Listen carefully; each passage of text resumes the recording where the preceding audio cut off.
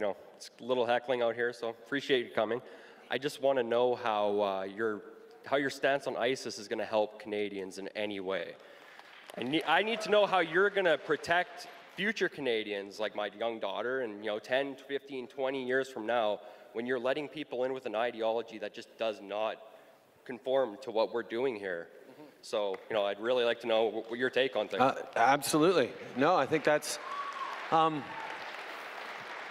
gives me an opportunity to talk about first of all, the fact that one of the reasons Canada is successful as a country is because we have been open to people fleeing persecution, fleeing war zones, looking for a better life for themselves and their kids. That's been the story of this country from the time the first European settlers came to be received by Indigenous people. People were fleeing conflict, poverty, difficult situations, and came to Canada to build a better life for themselves. And successive waves of people have in every different time, every different wave. And when we welcomed in waves of refugees, whether it was the Ismaili refugees in the early 70s, whether it was the Vietnamese boat people in the early 80s, whether it was people fleeing the devastation of the Second World War from Southern Europe in the 50s and 60s, the Italian communities, the Greek communities,